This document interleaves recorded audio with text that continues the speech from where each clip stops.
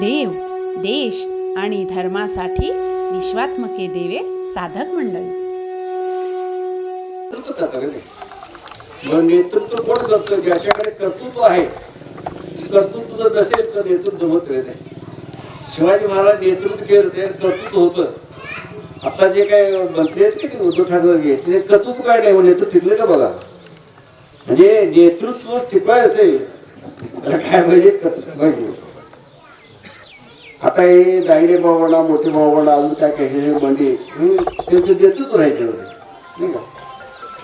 ते ह्या नेतृत्वाची पाठीमागे कर्तृत्वाची ताकद आहे. कर्तृत्व नुसतं काय ते बोलायची वाट बोला असं नाही का.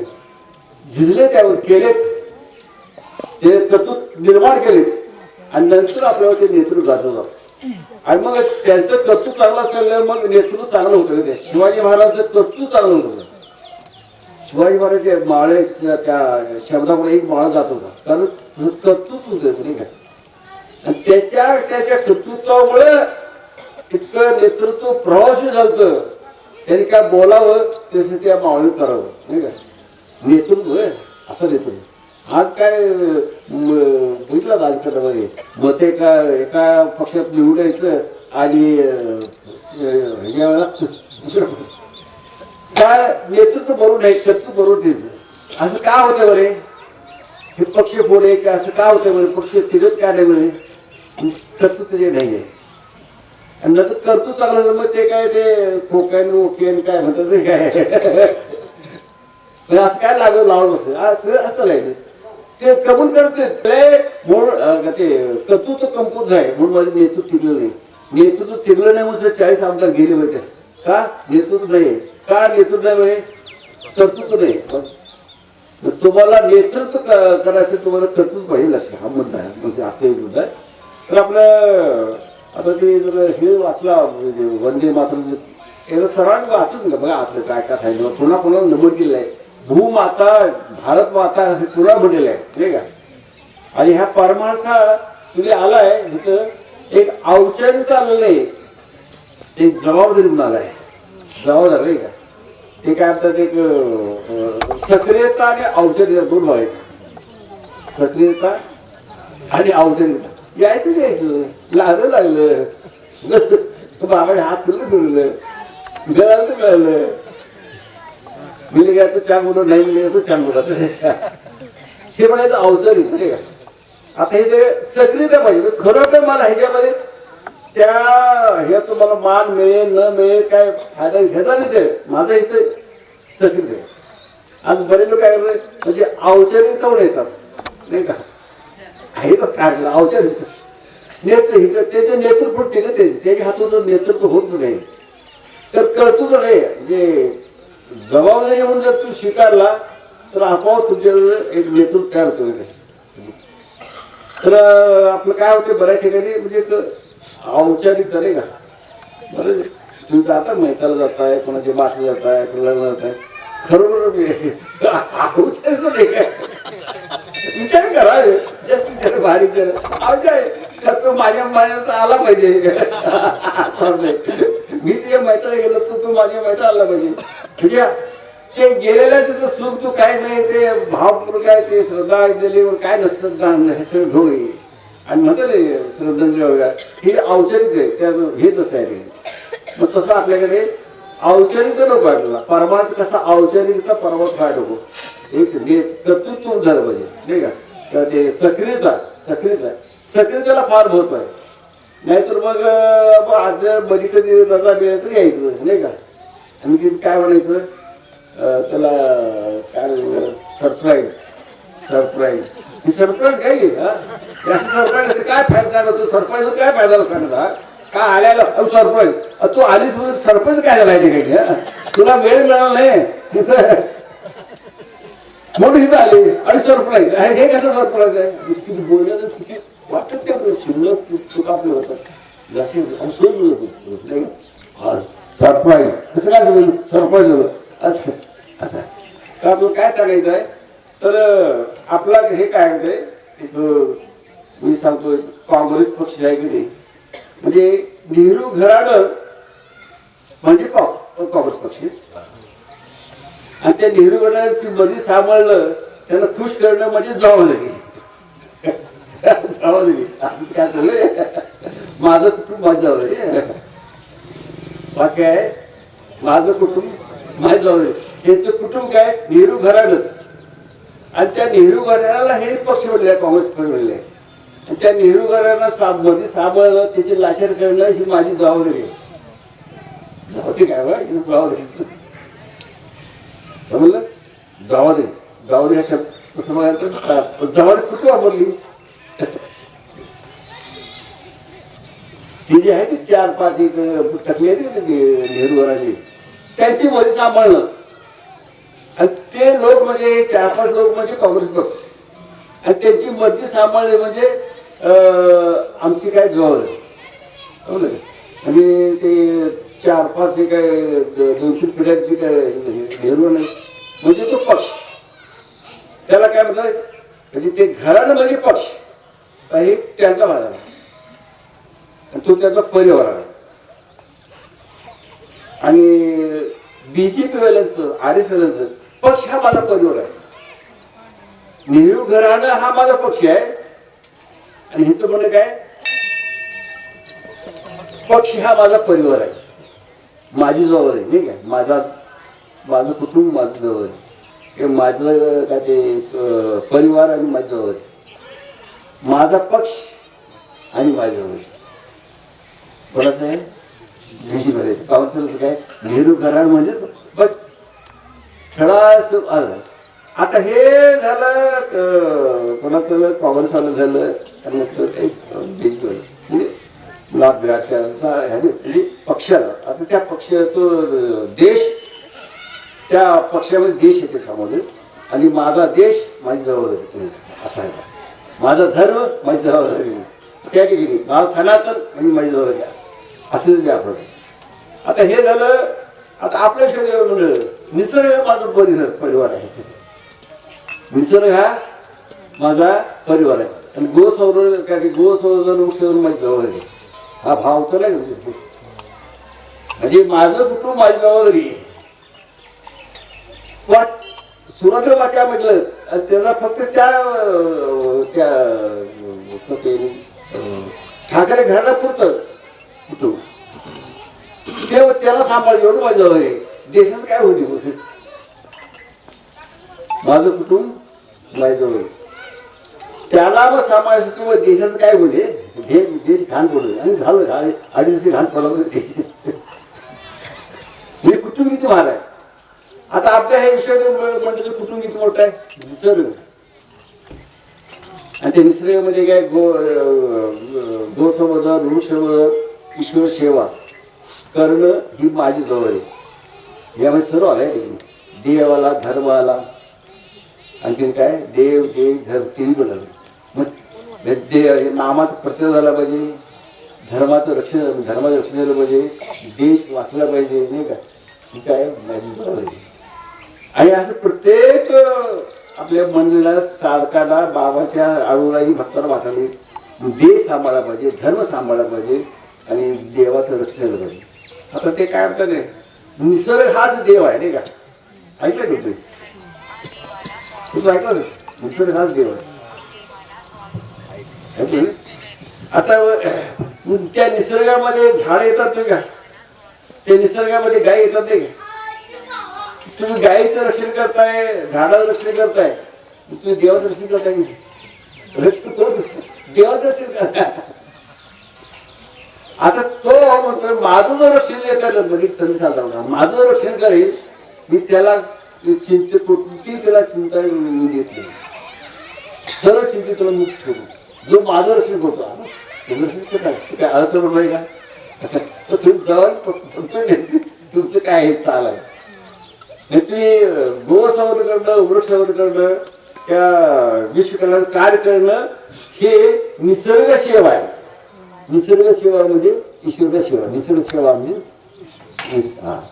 आता मग तुम्ही देवाला जगवता की जागवताय, जागवते. जगवणं आणि जागवणं दोन्ही आहे. तुम्ही देवाला जगवत आहे, आता तुम्ही जर देवाला जगत असेल तर तुम्हाला काय कमी पडतील का? विचार करा बघा. जायचं काय पण ही तुमची भावना तयार झाली. देवाचं रक्षण करणं, देवाला जागवणं, देवाला जगवणं. लक्ष ठेवा. बघा तुझा उद्देश देवाला जगवायचं नाही, देव मारायला नाही. देव भावना मारायला काय, मी ब्रह्म आहे ही भावच मारे. आता आता आता तुम्ही शान झाला. अगोदर तुम्ही कसं होता, मी ध्येय आहे, मी ध्येय आहे. तुझं ध्येय नव्हता तो देवमध्ये. देव घेता की नाही? मग आता तुम्हाला तुमच्याला देव जागा पण केला पाहिजे. देव मेलेला होता. देवभाव किंवा आत्मा होता का अगोदर? नव्हता. म्हणजे आत्मा नव्हता, देवभाव नव्हता, म्हणजे तुम्ही मेलेला होता. म्हणजे देव मेलेला होता. आता तुम्हाला त्या देवाला जागवलं कोण? संतांना देवाला जगवतो, देवाला जगवतात, देवाला जागवतात. आणि आपलं कार्य काय म्हणे, जे जबाबदारी काय म्हणे, निसर्ग हा माझं परिवार आहे. लक्षात ठेवा. 4 भिंतीचं घर का असेल ते नवरा आणि बायको 2 पोरं, हे माझं कुटुंब. आणि त्या 6 महिने माझ्याजवळ आई ऐकायला गेलं. बघा तेच बरोबर त्याला कुटुंब म्हणलो का, हे विश्वच माझे घर नाही का. आणि जर त्या काय आहे 2 की काय नवरा बायको 2 पोर असतील काय असतं, त्याला त्यासाठी तुम्ही जगत असाल, तुम्ही गेलेला आहे. आणि जर तुम्ही देशात जगत असाल तुम्ही मरून जिवंत असेल, असा फरक आहे. आणि कुटुंबात हे जे कुटुंब म्हणतात ना आपली कुटुंब, त्या कुटुंबासाठी जगत असाल, जगून मिळालं. आलं लक्षात. आता समजा आपल्या कोण कोण जिवंत आहे, कोण कोण गेलेलं लक्षात. ठीक आहे. कुटुंबासाठी कोण कोण जगतोय, कुटुंबाला जगण्यासाठी कोण जगतोय, कुटुंबाला जगण्यासाठी जगत असेल तर जगून मिळालं काय. आता मेल्यासाठी काय होणार हो, देव होईल तर देव प्रसन्न होईल. आणि जो जगाला जागवतोय, जगात चिंता करतोय, विश्वास चिंता करतोय, तो मेला सुद्धा जिवंत आहे. तुकाराम महाराज जिवंत आहेत, शिवाजी महाराज जिवंत आहेत. कोणाच जगते, जगवलं तुला जगवलं, देशाला जगवलं ती सामाजिक. आणि तुम्ही ज्या विश्वाला जगवता, देवाला जगवता, जागवता, त्या तुम्ही अमर होता. आता अमराला शेवटी मृत्यू आणि अमर होतो नाही का. ज्याला मृत्यू आहे त्याला भीती आहे, ज्याला मृत्यू आहे त्याला भीती आहे. भीती म्हणजे टांगून चालवलं कधी पडेल आणि कधी दूर. जो अमर आहे त्याला मृत्यूची भीती आहे का? जो अमर आहे त्याला मृत्यूची भीती नाही. आणि मग जर तुम्ही आता ज्या की तुम्ही अमर आहात म्हणजे तुम्हाला भीती नाही आहे, नाही काय सांगली काय ते भक्ती आम्ही केली थोडं काय उद्योगच्या बाजूने. हा आता भय नाही थोडंच वाटते तुमचं आहे की त्यांचं आहे. तुम्ही म्हणता की नाही हा भक्ती आहे काय म्हणता, आता भय नाहीशी गेली, आता भय नाहीशी वाटते जीवा नाही का. हे काय आपण काय वाक्य सांगायला पूर्ण सांगायला, आता भय नाही ऐशी वाटे जीवा घडून. ते म्हणतात की तुम्ही म्हणताय मला म्हणायचं आहे. हे तुकानं वाटलं की तुम्हाला वाटतंय आता, पण तुम्ही कोण नाही का. आई तुमच्या तुकावर आहेत की गेले ना वैकुंठाला, आई तुमच्या बसले ते लक्ष ठेवा. हा जो भाव तारा जो घडी आता भय नाही अशी वाटते नाही का. हे हा जो वाटेल नाही तुकारामचा येते, तुकाराम नाही. तुकाराम तुमच्या त्या महात्म्याने तुकाराम तुमच्यात बसवले, माऊलीला तुमच्यात बसवले, स्वतः सुद्धा बसवले पाहिजे. लक्ष ठेवा. मजर सद्गुरू म्हणता ना, मजर सद्गुरू तुला अनुभव आल्याशिवाय म्हणताय की असं म्हणताय बस पाठ करून म्हणताय मजर सद्गुरू जे तुम्हाला कुठेतरी अनुभव आला, अनुभव आलाय मजर हृदय सद्गुरू जेने पाहिला संसार म्हणून शेष. हा अनुभवाचा तुम्हाला की पाठ करून म्हणताय मला विचारायचं हाच अनुभव. अनुभव काय नाही तू ते 4 हाताचा ते मेकअप केला देऊ नको मला. कुठलं काय किरी लावलाय कावलाय चहा हात झालाय तसला नाही असं माहिती आम्हाला. ते काय तर सांगा बरे आता घडी यायची वाटे घडी सेवा कशाचा परिणाम हा पाठ करायची माझं कामच का असं का झालं मला आता मला कशा भय वाटत कशामुळे झालं घडल्या सेवा समर्थाची. हा काय सेवा केला काय समर्थ काय सेवा काय केली समर्थाची. समर्थच कोण गोरक्षण काय गोसंवर्धन ही समाजसेवा आहे. गुरुसंवर्धन गोसंवर्धन विश्वकल्याणकारी ही समर्थ सेवा आहे. त्या समर्थ सेवा म्हणजे बाबाचे पाय दाबत बसणं बाबा डोकं दाबत बसणं बाबा हात करणं ही सेवा आहे का. आता हे आत असं घ्यायचं म्हणजे आत असं आपलं घेता लागेल नाही तर मगच काय पाठ करायचं आणि कुठला तरी ते आज नाही समजलं मग कुठलं तरी वड्यासारखं मी लावायचं होतं ते काय म्हणा नाही नावं ठेवली द्यायची नाही का अवतार पाठवून नावं ठेवली नाही काय ते लोपले जाण्याची ही अवतार पांडुरंगा नाव काय आठवलं कोण आहे तू काय केलं खरं आज हा भाव होतो का त्यात हे चालेल मोठं आहे ते पांडुरंगच आहे ते श्रीपावर ते पांडुरंगच आहे नावं ठेवले श्रीपाला असा भाव ह्याला निश्चय आला. काय नाव ठेवलं जानकी नाव ठेवलं ती कोण आहे पांडुरंग अवतार पांडुरंग नाव ठेवली म्हणते नाही आरती म्हणते नाही कधी ते बारीक विचार केला आहे या प्रमाणावरती या शब्दावरती म्हणते पुत्र काय ते अर्धा खिचताय पुत्र आता खाताय असं सगळं आपला परमात्मा राहिली म्हणजे ह्याच्यामध्ये काय काय सांगून गेलं पाहिजे म्हणजे तसं आता जसं हे नावं ठेवली त्यांनी अवतार पांडुरंग नावं ठेवली आहेत तसं ज्या वेगवेगळ्या जरी ते शरीर धारण केलं की प्रत्येक शरीराला काहीतरी ठरत आयुष्य आहे तेवढं आयुष्यभर राहायचं नंतर त्या शरीरात जेवढं कार्य केलं तेवढं संपलं की ते शरीर टाकायचं आणि पुन्हा शरीर धारण करायचं तेच त्या तत्वानं ते शेवटी मेड त्याला काय एक्सपायरी आहे ना प्रत्येक जसं मॅन्युफॅक्चर डेट आणि दुसरी एक्सपायरी असते की नाही तसं शरीर सगळं लक्षात तो जन्म तुझा आहे ती तुझी का 70ची काय ते मॅन्युफॅक्चर डेट आहे तुला फक्त एक्सपायरी माहित नाही आहे की नाही तुम्हाला हा सरळ एक्सपायर्ड आहे माहित नाही तुम्हाला माहिती तर चांगला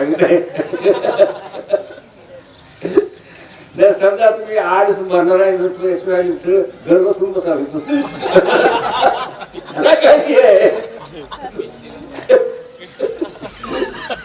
तुमच्या त्या जन्मतारीख जर तारीख तुम्हाला सांगितली इथेच बसला बस काय चालत रे काय करायला काय बसत बस क्षेत्रामध्ये थोडं काळजी आहे मी एक्सपायर डेट न सांगणं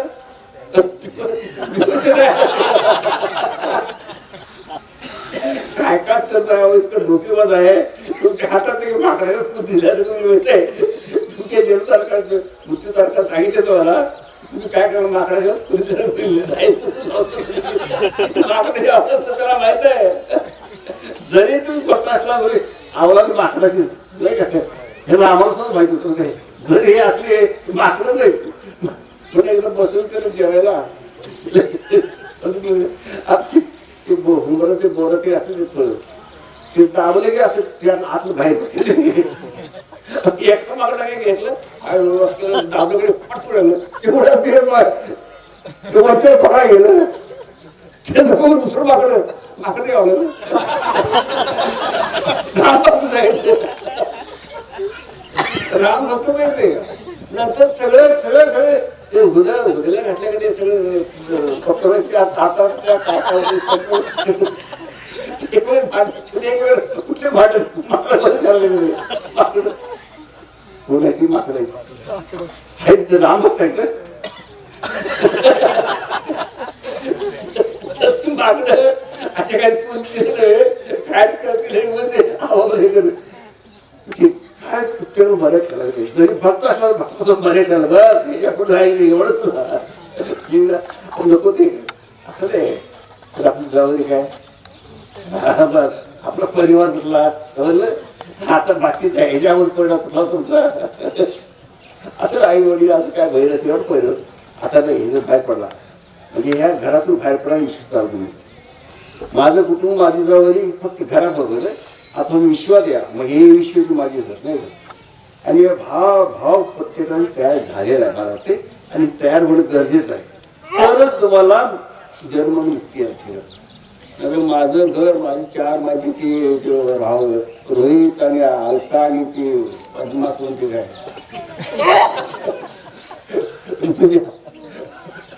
याच्या पलीकडे माझं जेवणच नाही बसलाच अडकून तू पुन्हा भाव करणार पुन्हा जन्म येणार पुन्हा तिचे कशी लग्न होणार पुन्हा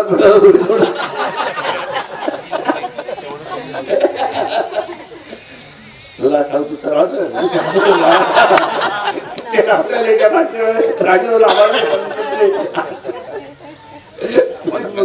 राजेला म्हणतो आपला काय समज हे राजेचं निमित्त फक्त असं आवश्यक काय म्हणतात सगळ्या माती सुरू नाही सगळे असं असा विषय वेळ झाला बरं मुलगी कर विठ्ठल श्री ज्ञानेश्वर भगवान की बावली ज्ञानेश्वर सचिदानंद